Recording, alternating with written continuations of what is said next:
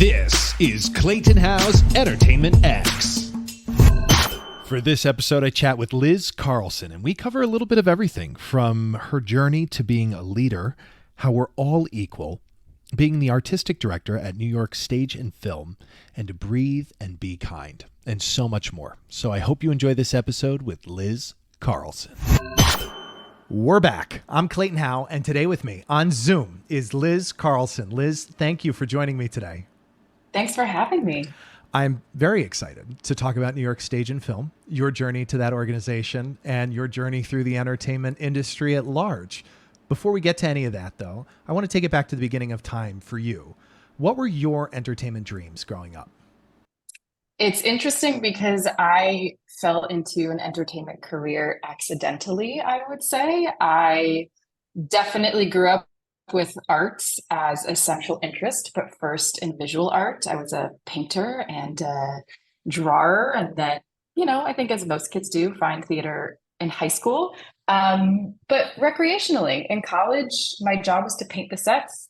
My friends were all in the theater, but I was studying art history and, seemed to always gravitate towards storytelling. And it wasn't until I was given an opportunity to direct in my senior year of college and to run the student theater company where suddenly I was introduced to directing and producing. And that's where things sort of clicked for me, which was, I can gravitate towards storytelling, gravitate towards a visual medium, and also these skills that I had in leadership and management that sort of coalesced around an interest in pursuing the facilitating side of art.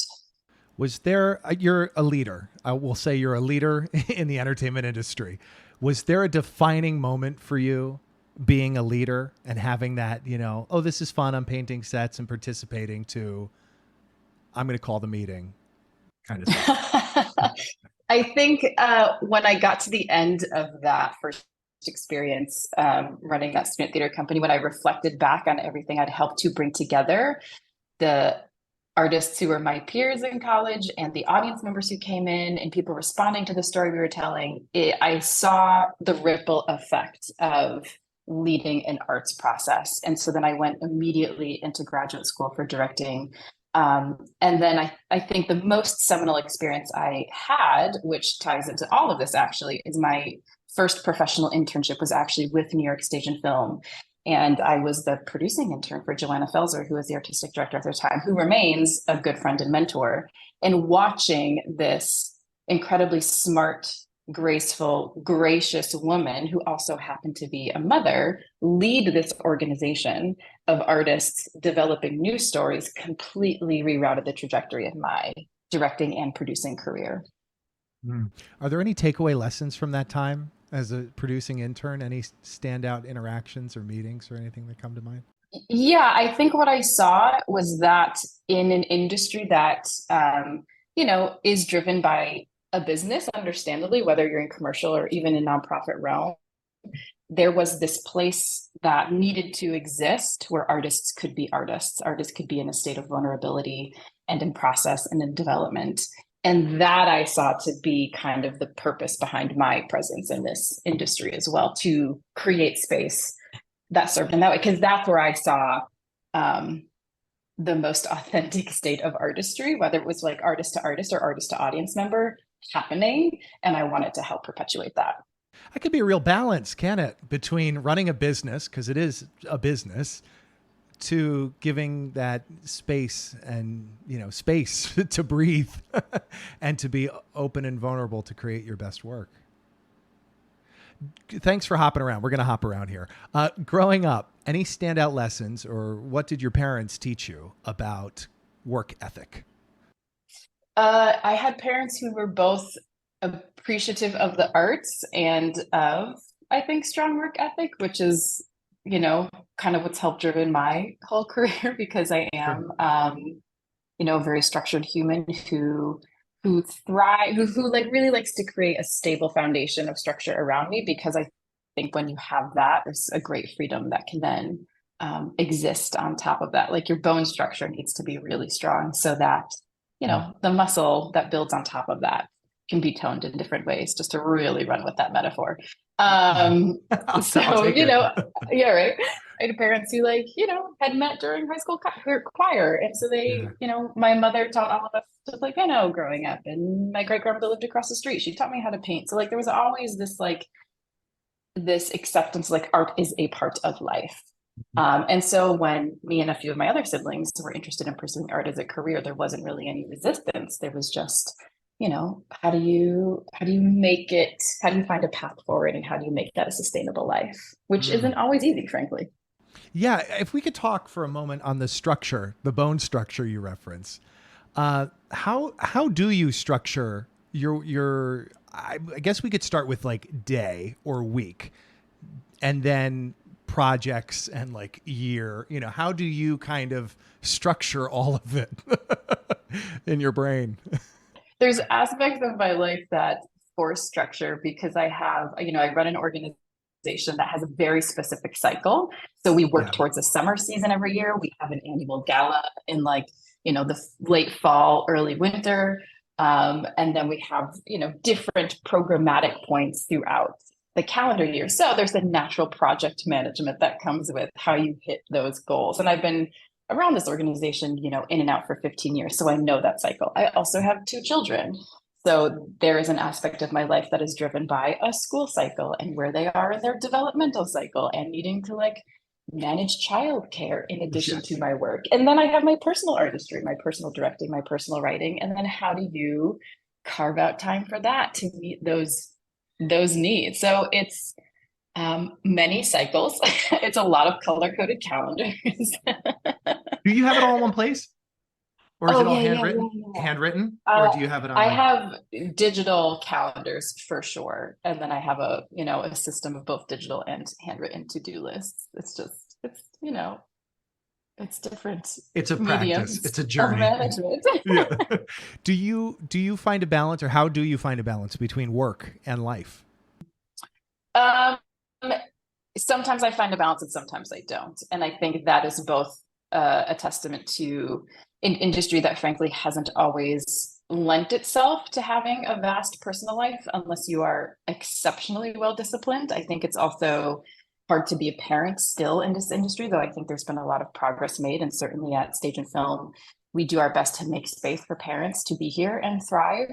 And again, it, you know, it sort of depends on where we are in the year. Am I a super present parent during the summer season? Nope, probably not. And so how do I make sure that I then am a present parent on the other side of that and other times throughout the year? And that's, you know, balance with my partner and their work cycle as well. Do you have any mentors, and are there any standout lessons from the mentors? I think certainly Joanna Felser, who's former artistic director of New York Stage and Film, current artistic director of Berkeley Rep. You know, like I said before, she's the first AD I worked for in multiple iterations. I went into labor with my first child in Poughkeepsie during the summer season in 2016, and she drove me to my midwives to have my baby. So we've had a lot of personal and professional experience. Oh, no way. Okay. And I think the lessons I've taken from her is you know, a style of leadership that, you know, strives for excellence, but also that this is a business of art, and that requires a deep level of humanity and graciousness, and that, you know, at the end of the day, our families and our personal lives and our friends are what we're going to think about at the ultimate end of the day. So how do you find satisfaction in the work, but also keep what's most important as your beacon as you drive forward? And how are you doing that? Oh, probably terribly most days, I have to say. I love an honest conversation. But is there a meditation you're doing? Are you meditating? Are you, you know, finding your equilibrium, your zero each day? Or I have found, this is a pandemic discovery for me, but like running is actually is a focuser for me, because when I run, I can cycle through some like rapid work thoughts, but then also try to bring myself into you know, personal artistic thoughts and kind of just get my heart rate up to then bring it back down again. And I think, you know, I have a 7 and a 4-year-old, and that's a great way to just like kick your ego to the curb and remind yourself that there is a level of experience in this world that, you know, is beyond all of this silly business that we do. You know what? You're really hitting the nail on the head there. It doesn't really matter. Like, none of this really matters. It's fun, and it does change. It can change people's lives, and it is leaving the world better than we found it. You know, if you're telling the right stories. So it's not the wrong stuff. But in reality, like, as it all matters, and I say this to almost any industry, like, it doesn't really matter. What matters is, like, are you happy? Are you healthy? Are you loved? Are you loving? That's it. And yeah, I agree. And I think really it's in the how of how we do it. So, you know, we're talking the day after our 2023 summer season closed. So we just had 200 artists come through here, and we helped develop, you know, over 60 stories between our public facing programming and our like residency incubator style programming. And what I'm watching with us is a community that's built on, you know, where we prioritize the human experience, the human behind the artist experience, and then making sure all of that is fueling into the work that everybody's doing. So work can thrive here. People can be exceptionally productive. We are thinking about these stories that we want to then go on and have success in a business-oriented cycle, but we are doing it here by saying, how do you, individual artists, need to be supported to do that most effectively? And to hear the feedback of like, oh, I can be here and breathe and do my work and be productive and be joyful is really impactful. And we've been having a lot of conversations in this industry of like, how are we doing this? How are we coming together? And that's what we've really been thinking a lot about and addressing over time. You know, it's interesting too, because historically, the way producers might handle artists is with, you know, white gloves, you know, kid gloves, and not really speaking to someone, you know, as an equal within this, you know, business. And I've personally found education, you know, connecting an information disconnect for the art, because a lot of artists don't even realize what steps it takes, you know, to put a show on a stage commercially. And I feel like that can also help so greatly, having that line of communication. Yeah, no, transparency is absolutely key. We also like to say that Poughkeepsie, where we do our summer season, is the great equalizer, because we don't care. And I say this is a nice thing that I'm saying. We don't care who you are, meaning we don't care if you've been doing this for 5 days, if you have 50 Tonys. You, artists, need a space where you can be in that authentic state of process and discovery, where you can fail and fall down and maybe pick yourself back up and, you know, be shown the same respect as everybody else.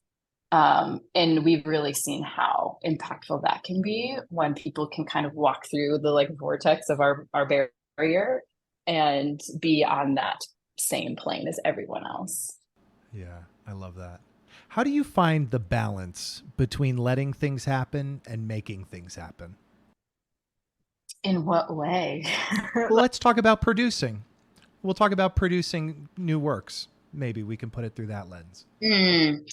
Oh, sure. I think the way I'm interpreting that question from my point of view as an artistic director is, you know, watching an artist be in a state of process and sometimes needing them to follow through on a question that maybe you can see like, oh, I'm not sure that's necessarily where you want that to go. But sometimes an artist needs to experience that to know that in their bones.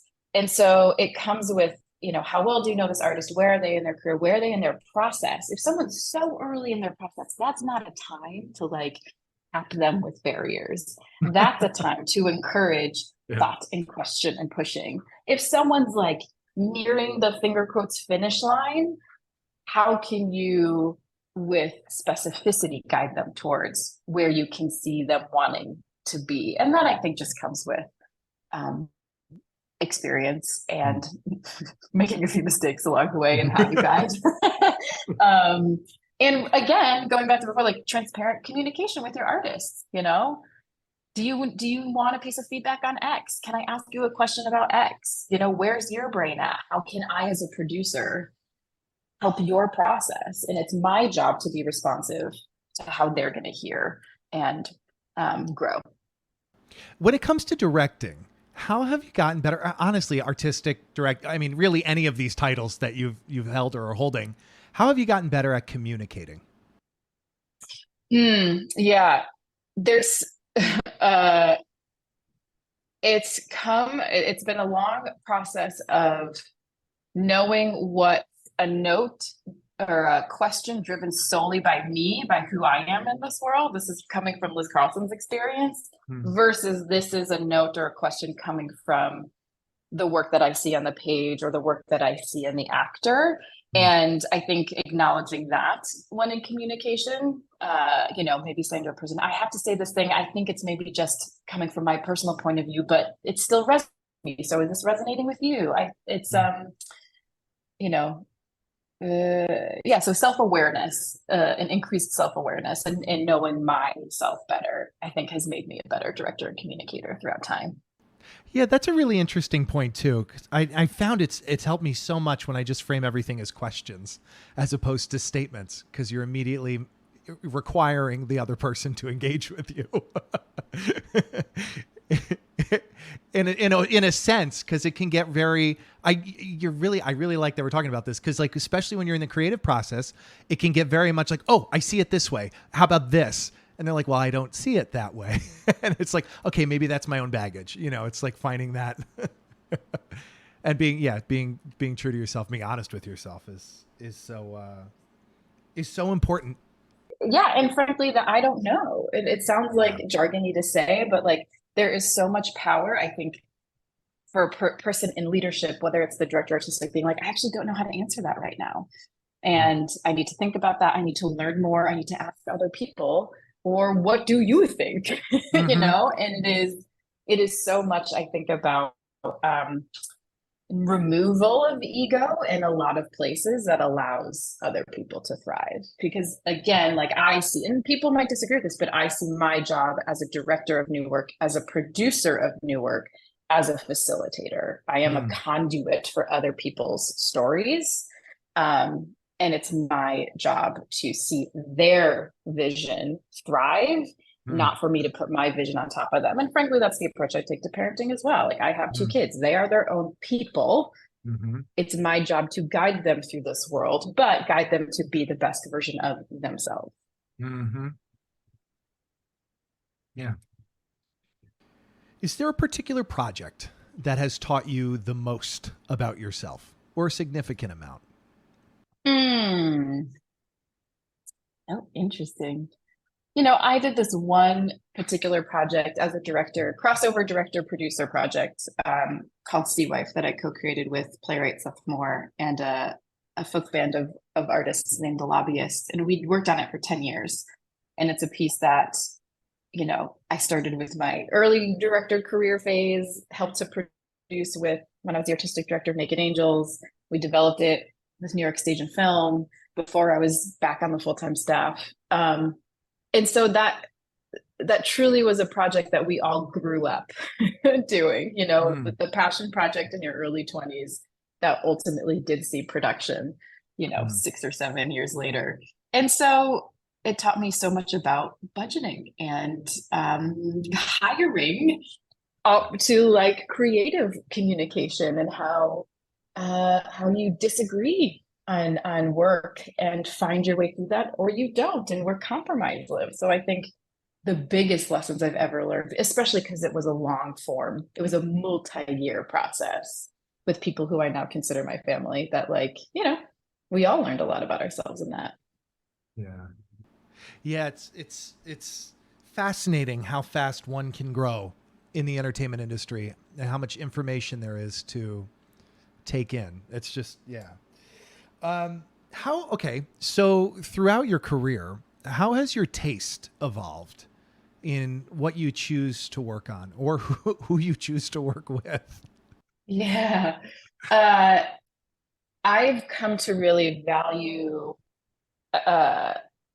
as a director, as a producer, also piece that's really rigorous with this medium of liveness, of communalness, of I believe that every artist has the right to use whatever medium they want. I'm not elitist about how I think people should use it, which is not to say that like someone who chooses to do like a kitchen sink drama, great, fantastic. If that wants to be a live experience, please pursue that.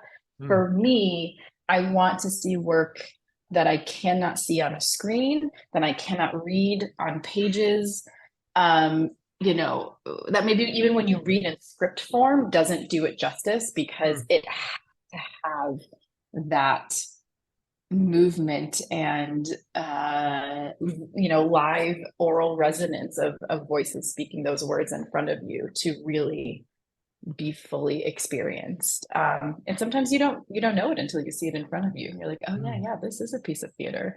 I think I had that experience this past summer with Beth Henley's new play Downstairs Neighbor. And Beth Henley's an artist we've supported throughout her career. This was her 13th workshop in stage and film. And I was coming up as, a young artist when she was really having a big moment with her work. And so Beth is kind of like the seminal artist for me. But, she had this incredible play that we programmed this summer. And then to hear it out loud, it just like elevated it to a level in the stratosphere that like none of us realized what exactly, like you saw it on the page, you're like, yeah, this is great. And then it was in front of you, like, oh, this is something really spectacular. So my appreciation for the medium itself has adapted. And in terms of people I want to work with, I cannot undervalue kindness and an appreciation that this is a communal art form and that it does actually take all of us in pursuit of the same thing. And that there can be rigor and disagreement and process with great respect. Those are the best collaborators to me, where you can, without fear, say, I don't agree with that and talk through why you don't, and then find yourselves to a place of better collaboration and product ultimately, because you've been through that together. Yeah. Well, yeah. And it's not a terrible thing to have disagreements, but it also requires you to remove your ego so it doesn't get personal, which is such a fascinating layer we have in entertainment that you don't have in the commercial alarm business or any other industry. Or maybe they do, and we just don't know because none of us have worked in the commercial alarm business for all we know. I did. I worked in it during COVID, and it does not exist. I retract my statement. At least it doesn't in South Florida. But okay, fair. Journey to New York Stage and Film. I know it was interim. The position was interim over a year ago. And here we are, continuing on with New York Stage and Film. I'm curious, the journey to this organization and how you see your time, from this moment forward. Yeah. No, it was, stumbled upon this organization 15 years ago when I was the producing intern, and then came back as, producing support as an assistant director. I directed within the summer season, so I was on the receiving end of all of our resources. Simultaneously, my producing career was growing. Again, sort of accidentally found myself into producing as people were like, hey, I think you might be good at this. And can you help me produce this? And I'm like, oh, I am good at this. And then in the beginning of 2016, I came to the organization full time as, the associate artistic director, worked with Joanna Felser, and then Chris Burney when Chris came in after Joanna. And then, in fall of 2022, Chris had done the unthinkable before that, which was come in as a new artistic director and then have to facilitate and lead during the unexpected pandemic era, and did so with so much, grace and kindness and intelligence, and really, can't say enough about Chris's exceptional leadership during that period of time. And then, when Chris decided to not do another contract round and pursue their interests in education and producing, we as an organization had to decide what was next for us as we were emerging from this pandemic era. And me having been around for, 7 years at that point, it made sense for me to step up and lead. And the board and I had a really thorough conversation about what way that wanted to be. I led us to committing to an interim term of at least 2 years to give us time to then say, where is this organization in pandemic emergence time? What adjustments are we making holistically? What type of leadership do we need holistically? And by doing an interim commitment, it allowed us flexibility to adapt and change if we want and need as we look ahead. Because, we all know it's no secret theater's in a moment of struggle in this moment in time, administratively, financially. And I like to say, I am not worried about the art. The craft of theater right now is exceptional. In fact, I see it every day. The business is struggling, and that's okay too. Understandably, God, we all went through, none of us knew what to do. How could we? And so I think it's smartest for all of us to say, let's take a second to evaluate and change as we need to. And I think that's going to help us all have longer presences as organizations. And for us, developmental, it's really important that we do this right, because development is dying elsewhere. We've seen colleague organizations go away already who've solely been focused on development. Yeah. And so we're being very careful about how we make change and do so with consultation with the community ultimately that we serve, so that we can be here for another 40 years. We're approaching our 40-year anniversary in 2025, and we want to be here another 40 after that. That was a long answer, but because there's no one easy response to what we're doing, and it's a very, very nuanced approach to how we're managing this moment in time. Are you finding any key pain points that need to be changed quickly within the organization? I know we're saying it's getting very expensive. So a great thing would be to have more money, but that's not necessarily what potentially needs to change depending on where you're working and what you're working on. So I'm curious, in your background. I think what we were able to do very well is, especially when our artists were saying, we are feeling undervalued. We are not feeling like theater is necessarily a place. Oopsie, sorry about that. When we were hearing our community say we are undervalued and that theater isn't necessarily a place where we can, thrive as individuals, depending on who that individual is, we did a lot to address,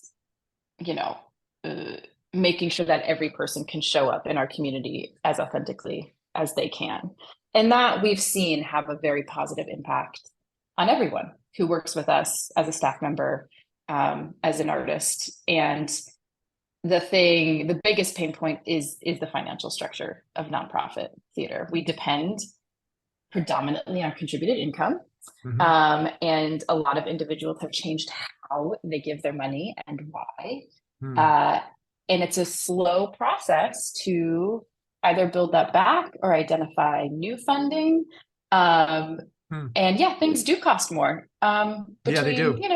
Inflation and also valuing people and paying them equitably and properly. All of that adds up, as it should. And so the math ain't mathin' in this moment. Yes. So it's, sure, a massive influx of cash for all of us that we know is there for the next 5 years would be fantastic. Is that going to happen? Probably not. So how we address it, I don't know that I have the solution because I'm not an economist. You know what I mean? You're not? Not I thought CPA. That was the whole. I do not have an MBA. And so this is where we consult with people who are smarter about many things and say, what do we do? How do we still make sure we are showing up and creating the community that people love, that people have loved for 40 years in a way that makes sure that we're here in another 3, 5, 10, 40. Yeah. Another great, it's a great point. Inflation is real and you got to keep up with it. People have a value and that needs to be valued. So yeah, it's so true. Are there, through the pandemic for you personally, are there any changes you've made that have increased positivity and decreased negativity in your life? My personal life or Professional life or both? Well, both. I mean, personal can, I scroll less on my phone, which helps me deliver better at work. So maybe not that, but Yeah.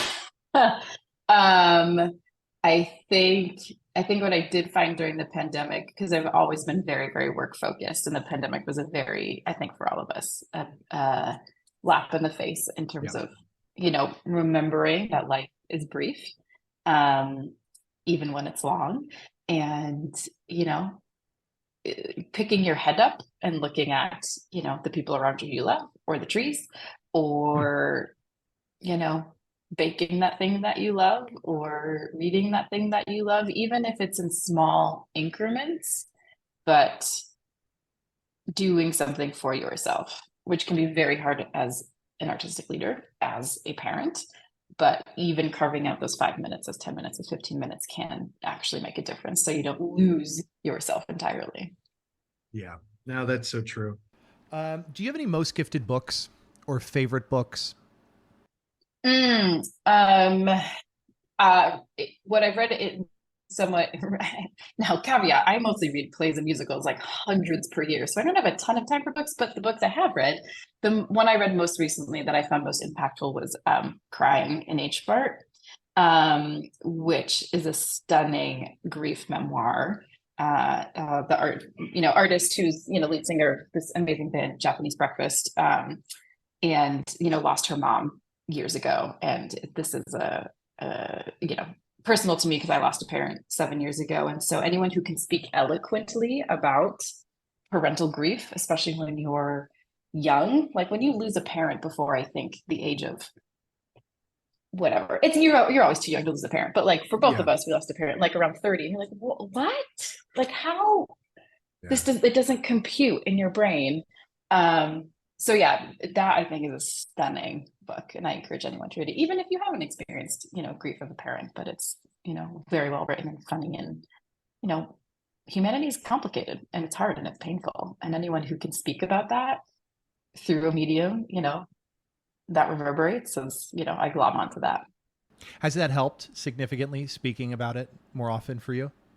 Oh yeah, I talk about it all the time. I think I am talk about your grief, talk about your problems, talk, friends. Like when we hold the stuff in and push it down, it hurts. But like, yeah, I'm a big proponent for talking about the dark stuff. Yeah, well, so many people shy away from it. Even like closest friends, they don't know how to respond. It's like this weird taboo thing. And it's like, my goodness, if we could all just communicate more. I mean, we are all humans. All humans who hurt. So like, yeah, exactly. Metaphorically speaking, if you could put a word or a phrase on a billboard for millions of people to see, does anything come to mind? A billboard for anybody to see. The words that came to mind were like breathe and be kind. I think a lot would be accomplished if we all took a second to breathe through whatever we're feeling. And if we approached most things with the presumption that everyone's trying their best, and that maybe like a modicum, a blip, a drop of kindness towards a person would result in something better, more productive, less detrimental, I think that would go a long way. Yeah. Yeah, it would. Just being more understanding and realizing that everyone is going through something or this thing called life. It can make it a better experience for all of us. Thank you for taking the time to chat with me today. I'm really glad we got to take this time. Is there anything else you want to add before we wrap it up? I think we've all learned over the past few years that art's important. Storytelling is important. I think storytelling saved a lot of people in this dark window of time. And so however way we can all show up for it, I think that would be important. Support your local artists, support nonprofit art, show up for it, go see it, donate to it. We're humans. We're always gonna do the thing. So if you want to see it stick around, we all got to chip in. This is great. I'm so glad we got to take the time. Thank you. Thank you for your time. People of the world, Liz Carlson. You've been listening to Entertainment X, the podcast. You can follow Entertainment X on Instagram at _EntertainmentX_. If you haven't yet, go to Apple Podcasts and subscribe, rate, and review this podcast. Join Clay next week for another curiosity conversation on Entertainment X. Thank you for listening.